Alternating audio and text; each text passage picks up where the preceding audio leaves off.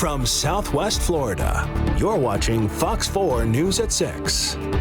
Nearly 5 months after Hurricane Ian, tonight some taxpayers across Southwest Florida are wondering why they won't be able to deduct Hurricane Ian damage off their taxes. Thanks for joining us. I'm Chris Earl. And I'm Nadine Yanis. Fox 4 watching out for you on this tonight to answer why not. So usually the tax deductions can come through what's classified as a qualified disaster. Congress can make this designation after a hurricane, and then people who had a certain amount of damage can get tax benefits. But Fox 4's Colton Chavez tells us live from hard-hit Southwest Cape Coral, which took on so much damage that people there are not finding that category on their tax forms. Colton.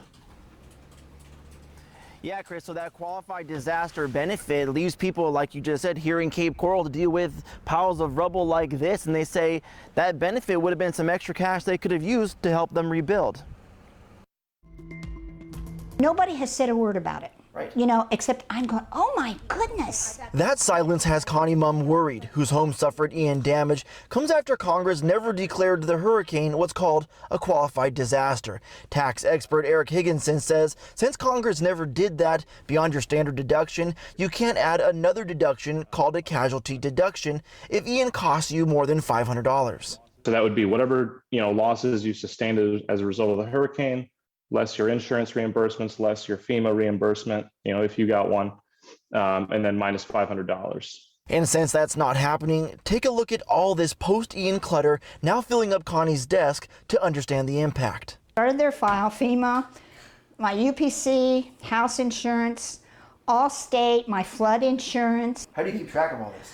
And it's not easy. Without the extra deductions, Connie says she's out a lot of money. It's awful. Yeah. I mean, I'm on a limited income anyway, retired teachers, and I have some Social Security, and we have all this expense. Our insurance doesn't pay for it. Higginson says if Congress would have allowed Ian to be a qualified disaster, it would have also meant not having to limit on what income taxpayers declare. You're not, you don't have to limit your deduction to 10% of your adjusted gross income to the amount over that. So you basically would take your standard deduction, and then whatever your losses were, you would take that as well. A hypothetical situation that Connie feels leaves many Southwest Florida taxpayers stranded as the next hurricane season approaches. And I feel like I'm a fighter. What about the people who don't know how to do it or don't have the energy?